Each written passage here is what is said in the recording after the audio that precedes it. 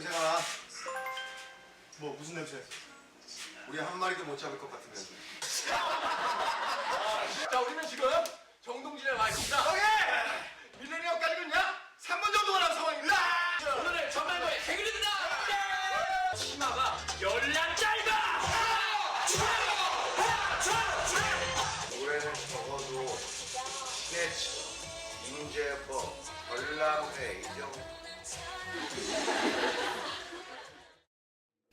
사람으로 만나는 공연 정연조의 뜨거운 인터뷰. 오늘은요 연극 보이스 오브 밀레니엄의 배우 박동욱 씨를 모셨습니다. 안녕하세요. 안녕하세요. 어서 오세요. 배우 박동욱입니다.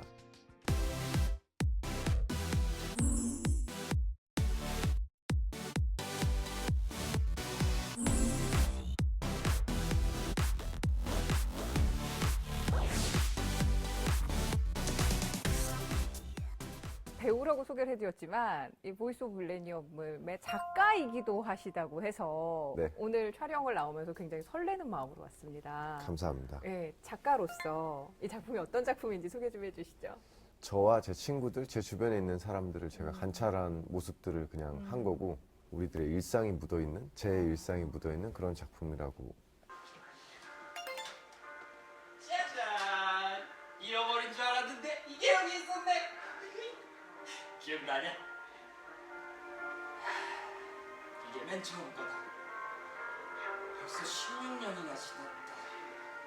자, 김주인의 보이스 오브 밀레니엄 첫 번째 판입니다. 자, 우리는 지금 정동진에 와 있습니다. 오케이! 밀레니엄 가지고는요 3분 정도가 남은 상황입니다.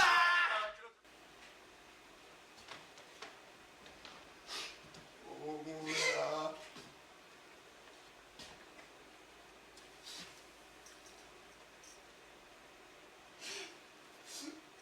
진짜 잘못했다. 나 잘했어. 고마워. 뭐 그동안 못했던 얘기 다시 시작하자.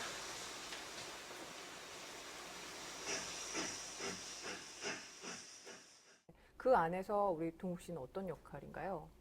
흩어져 있는 친구들을 깨우기 위해서 16년 만에 식물인간에서 일어난 소년이죠. 네. 아직까지도 과거를 기억하고 있는 소년. 나 기사를 봤는데 네. 12년 만에 영국인가 호주에서 누가 깨어난 거예요.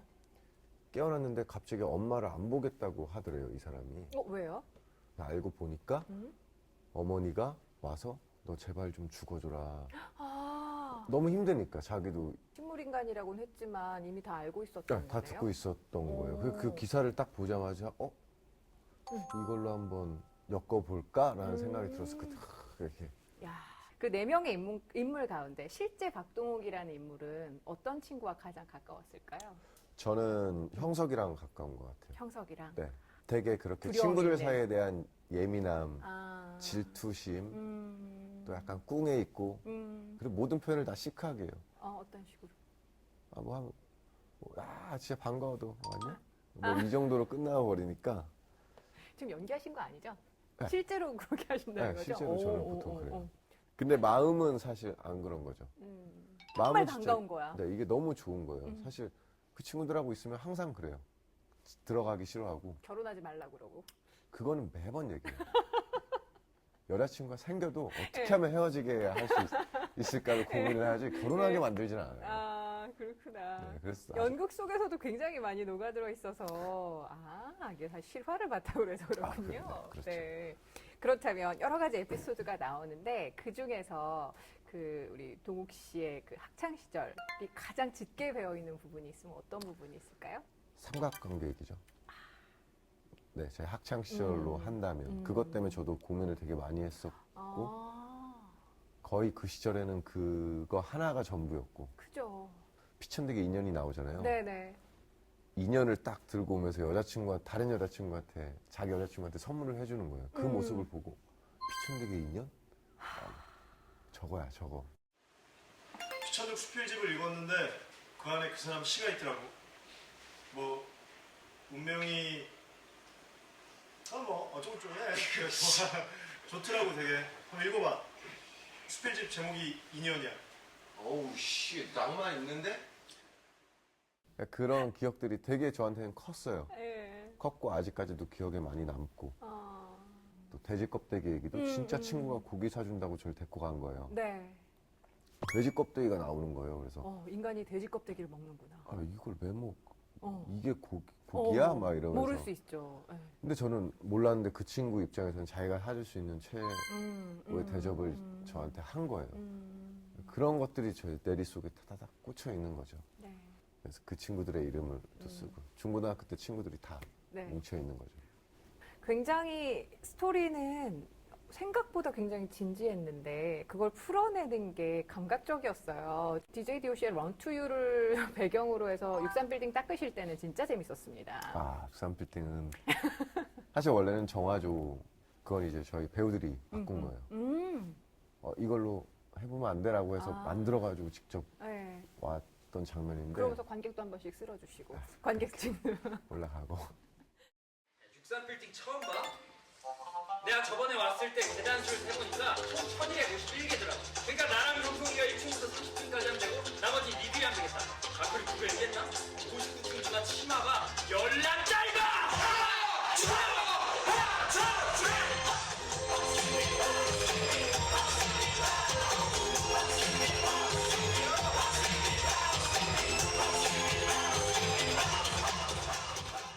머릿속에 있었던 그런 장면과 이렇게 실제로 실현이 됐을 때 장면 조금씩 아까 다르다고 그러셨잖아요. 그 가운데 가장 좀 이렇게 거리감이 컸던 장면? 어떤 게 있어요? 나 이거 별로 기대하지 않았는데 오히려 굉장히 관객들이 반응을 많이 보여주신다던가. 사실은 명구한테 저희가 돈을 몰아주는 장면이에요. 이게 고등학생이 하는 감성은 아닌 것 같아요. 그 전이면 상관없는데 유치하다고 생각해주지 않으시고 오히려 그런 우리들의 마음에 감동을 받으시는 느낌이 딱 들어서 고생이 많다. 생일 축하합니다. 고맙다. 생일 축하합니다. 사랑하는 전맹. 고생했어. 생일 축하합니다.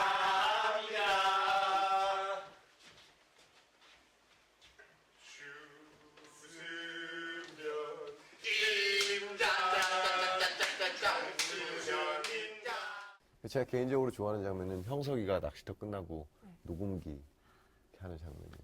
그리고 이렇게 막 얘기하다가 중간에 안 들리기 시작하잖아요. 네. 무슨 말을 하고 있을까? 네. 그냥 멋있죠, 그 장면. 동우 명구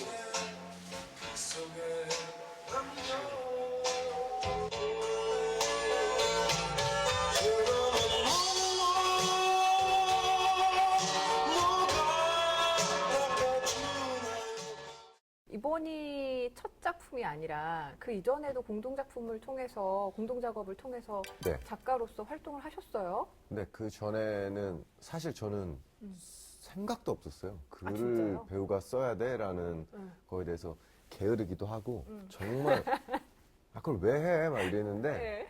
그 박선희 연출을 만나면서 저희가 네. 여행 연극을 하기 시작하면서 네. 그래서 저희가 그런 걸 하거든요. 저희 이야기를 실제로 글로 우리가 할 수 있는 말로 담아내야 관객들한테 그 느낌이 전달이 된다라는 생각에 네. 하다 보니까 그게 재밌어지는 거예요. 음.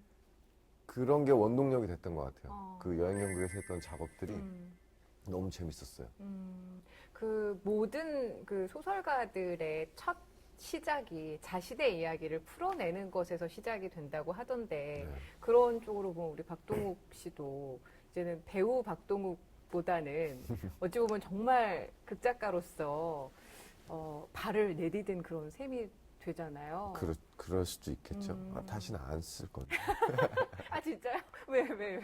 우리 이제 또 생각이 들어오면 쓰겠는데 예. 너무 힘들더라고요. 첫 공연 때 이걸 사람들이 어떻게 볼까. 이 부담감에 예. 그리고 제가 써놓은 제 상상 속의 인물과 제가 연기해야 되는 인물이 네. 다른 거예요. 어. 연기를 할 수가 없는 거예요. 욕을 엄청 먹는 거예요. 너 왜 이렇게 못하냐? 네가 썼는데 왜 이렇게 못하냐? 왜 이렇게 못하냐? 그래서 사실 다른 배우들이 하는 거 이런 것들에서 되게 힌트를 많이 얻었어요. 무대 위에서 연기를 하는 친구들이 극을 쓴 작가, 주인공이기 때문에 여러 가지 좀 의존할 수밖에 없었을 것 같은데 작업 과정은 어땠어요? 창작이다 보니까 보통 배우들끼리 연기 얘기하는 것도 불편하고 나 이거 불편해 이렇게 해줘 하는 것도 불편하고 하잖아요. 그런 부분들을 다 깨려고 노력을 많이 했어요. 그냥 우리 허심탄회하게 얘기하자. 이거는 괜찮은 작품도 아닐 수도 있고 완성되지도 않은 거니까 우리가 만들어 보자라고 해서 이번에도 거의 공동 창작처럼 예.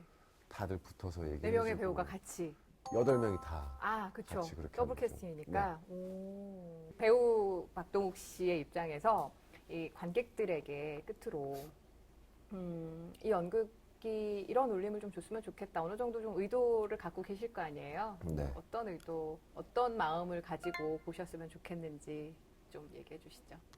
우리 PD님이 안혁원 PD님이 얘기한 게 기억에 남더라고요. 친구가 아파서 누워 있었는데 바쁘니까 아유 뭐 죽진 않겠지 금방 가면 되겠지라고 했는데 그 친구가 하늘나라로 가게 되고 그랬던 순간들이 너무 기억에 남아서 이 작품을 선택을 해주셨다고 하셨어요. 지금 내 주변에 있는 친구들 몇 명 남지 않았겠지만 다들 그 친구들에 대해서 다시 한번 생각해보고 근데 그런 기억들이 다 제가 저를 만들어줬듯이 그게 모든 사람들한테 다 그럴 거라고 생각해요. 그래서 그거를 그 순간만이라도 잊지 않았으면 그래서 저희는 최대한 그 작은 마음들 그 마음만 가지고 가셨으면 좋겠다. 네. 자, 우리 보이스 오브 밀레니엄의 배우이면서 작가인 우리 박동욱 씨와 함께한 시간이었는데요. 앞으로 더 기대가 돼서 박동욱이란 이름을 제가 굉장히 깊이 간직하게 될 것 같습니다. 감사합니다. 네, 고맙습니다. 감사합니다. 네, 감사합니다.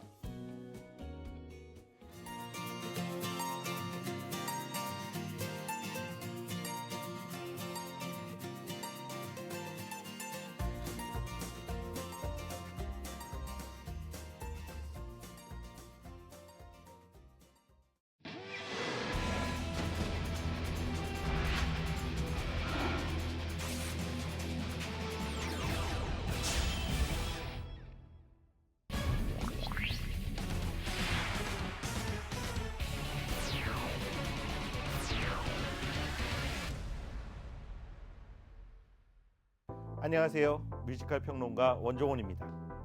오늘 소개해드릴 공연은 한 시대를 풍미했던 시인 백석의 삶을 담은 뮤지컬 나와 나타샤와 흰 당나귀입니다.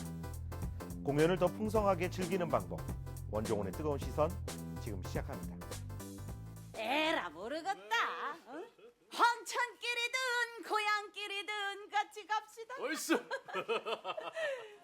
백석의 시 나와 나타샤와 흰 당나귀에서 모티브를 얻은 이 극은 백석과 그의 연인이었던 자야 김명한 씨와의 사랑을 그리고 있습니다. 아름다운 선율의 백석의 시를 노랫말로 담아 감각적인 무대를 선보이고 있죠. 곱씹을수록 그 의미가 깊어지는 시어처럼 나와 나타샤와 흰 당나귀는 시와 무대가 결합되어 빛나는 매력과 감동을 선사하고 있습니다.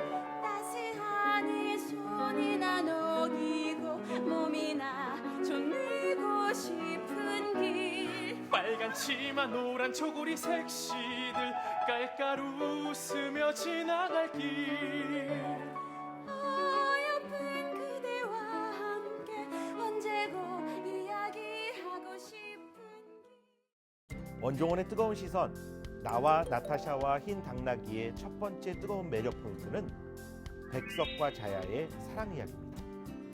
뮤지컬은 원작이 따로 있는 경우가 굉장히 많은데요.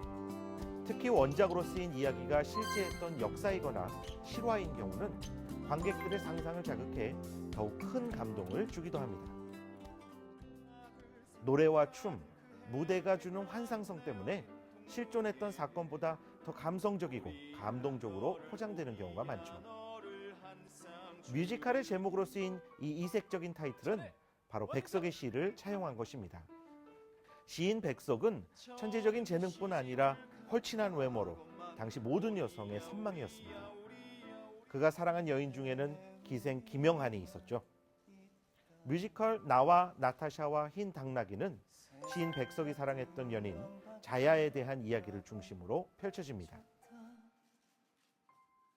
같은 고향 출신의 기생이었던 자야를 만나 사랑을 하지만 집안의 극심한 반대로 부부의 연을 맺지 못한 백석은 결국 남과 북으로 분단된 비극까지 겹쳐 평생 자야를 만나지 못했죠. 결국 1996년 백석은 북한에서, 자야는 1999년 남한에서 생을 마감합니다. 백석을 평생 그리워하며 남쪽에서 살아가야 했던 자야는 당대 최고의 요정으로 손꼽히는 대원각을 운영하며 1,000억 원에 달하는 재산을 모았는데요. 결국 말년에는 이를 조계종의 법정 스님에게 기탁해 사찰로 만듭니다. 그곳이 바로 오늘날 서울 성북동에 위치한 길상사입니다. 두 사람의 아름다운 사랑 이야기는 뮤지컬 무대를 통해 애틋한 사연으로 되살아나 관객들의 심금을 울려주고 있는데요. 뮤지컬을 보고 나면 길상사를 한번 들러보고 싶다는 생각이 날 정도로 아름다운 이야기와 노래가 인상적으로 펼쳐지고 있습니다.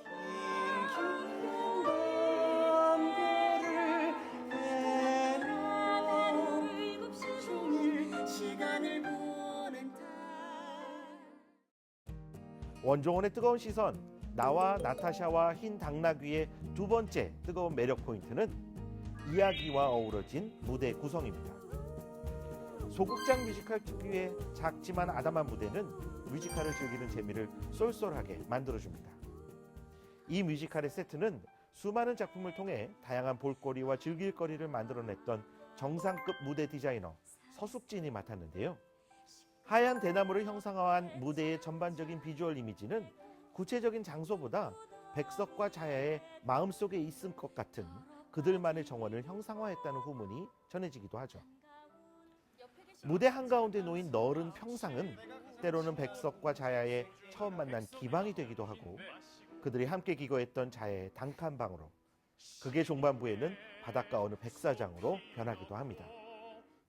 미니멀리즘적인 재미도 근사하거니와 공간의 변화에 따라 이야기의 색채가 뒤바뀌는 극적 전개는 단출한 소극장 무대의 제약을 효과적으로 극복하고 이야기에 집중시키는 매력을 10분 발휘하고 있습니다.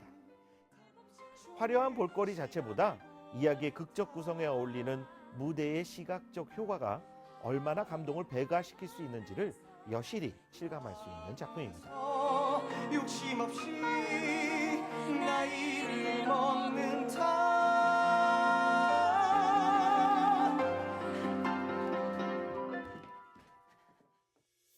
원종원의 뜨거운 시선, 나와 나타샤와 흰 당나귀의 세 번째 뜨거운 매력 포인트는 실존 인물과 흡사한 모습의 배우들입니다. 이 뮤지컬은 사실적인 묘사나 무대적 구현보다 상징적이거나 함축적이고 압축된 미를 적절히 활용하고 있죠. 나와 나타샤와 흰 당나귀는 과거와 현재의 시공간을 넘나들며 펼쳐지지만 배우들의 분장과 의상은 거의 바뀌지 않는데요. 오로지 목소리의 톤과 연기에 따른 동선의 흐름을 통해 이야기를 구체화해내고 있습니다.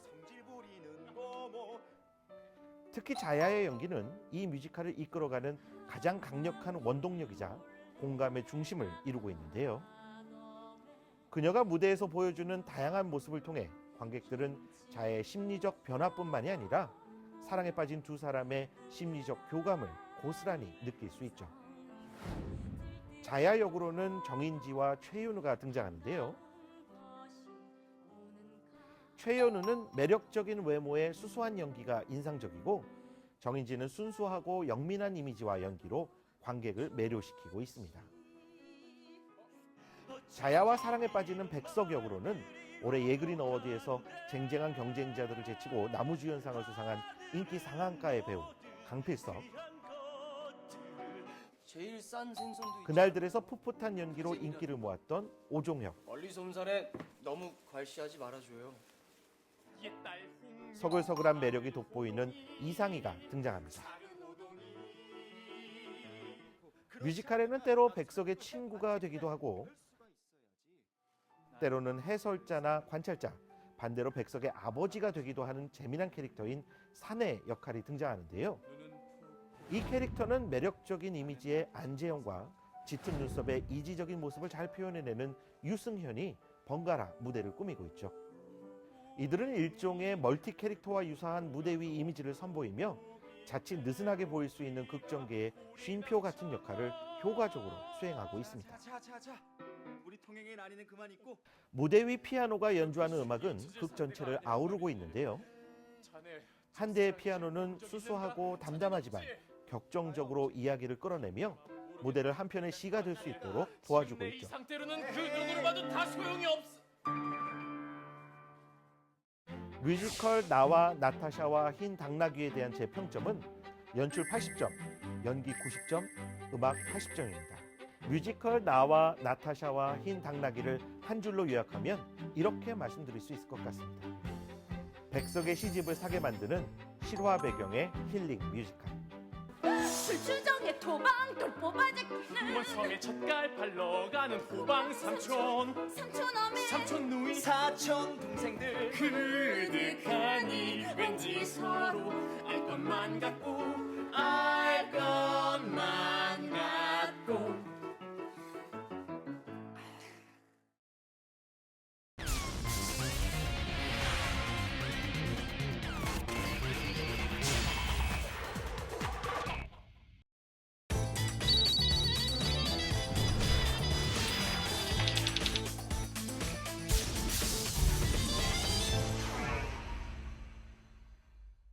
텅 비어있는 공간. 타인의 고통을 통해 들여다보는 인간의 삶. 깊은 의미를 담은 한 편의 드라마, 연극 마이 아이즈 웬 다크입니다. 그러니까 누가 잘못한 건데요? 관제사의 실수로 발생한 사고 때문에 아내와 두 아이를 잃은 한 남자. 비행기 두 대가 서로를 못 보고 부딪힌다라는 건 상식적으로 비행기가 구름만 좀 없는 날에 이거는 불가능한 일이죠, 맞죠? 시리에 빠진 코슬로프는 관제사를 찾아가 사과를 요구하지만 거부당합니다. 그에게 돌아오는 건 책임을 회피하는 대답들 뿐이죠. 이 회사에서 일하고 있는 직원들 한 명 한 명이 일에 대해서 정말 깊은 유감을 통감하고 있습니다. 정말 모두 다 가슴 아파하고 있습니다. 그거는 사과가 아니죠. 이게 아니야, 사진이에요. 의문투성이 사고를 일으킨 항공사를 상대로 소송을 건 코슬로프. 그러나 재판 결과는 참담하기만 한데요. 나는 이거 받아들이지 않을 거고, 나는 이거 포기 안 할 거고, 난 끝까지 싸울 거고, 난 당신이랑 당신 임원들이랑 토마스 올슨이랑 내가 평생 동안 감옥에 쳐넣을 거라고. 알겠어요? 결국 절망과 분노를 이기지 못한 그는 우발적으로 범죄를 저지르고 맙니다. 당신은 토마스 올센을 칼로 찔렀습니다. 잭나이프로 올센 씨의 복부를 한 번 찔렀고요. 얼굴을 2번 찔렀고요. 다시 가슴을 한 번 더 찔렀습니다. 기억이 안 나요. 그러나 사건에 대해 기억을 못한다며 일관하고 조금의 죄책감도 없어 주변 사람들을 경악시키고 말죠. 왜 그래요 진짜 모두에게 주어진 삶을 재고할 기회. 공연은 오는 27일까지 두산 아트센터에서 만나실 수 있습니다. 칼의 세계에서 살아남은 12줄 현의 울림. 한국 대표 문학을 재창조한 음악극 현의 노래입니다. 소설가 김훈의 대표작 현의 노래가 이병훈 연출의 손에서 재탄생됐습니다. 이번 작품은 초대형 음악극과는 차별화된 우리 시대 음악극의 표준을 제시하는데요. 아수라장 같은 그런 시대인데 이 작가분이 굉장히 그 묘사를 잘해놓고 아주 아름다운 문장을 많이 쓰셨어요. 그래서 그 문장이 음악적으로 어떻게 살아나게 할 건가. 이번 작품을 위해 모인 최정상 제작진은 철저한 역사적 고증을 통해 가야의 시대상과 공간적 상황을 무대화한 것은 물론 당시의 현실을 음악적으로 투영해 악사 우르게 노래를 현대인의 감성으로 풀어내며 우리 음악의 미학을 과시하고 있죠. 장엄하고 아름다운 1500년 전 현의 소리. 공연은 이번 주 일요일까지 국립국악원에서 만나실 수 있습니다. 고향 가는 길 빨갛고 노랗게 두 눈이 환하게 부시도록 고향 가는 길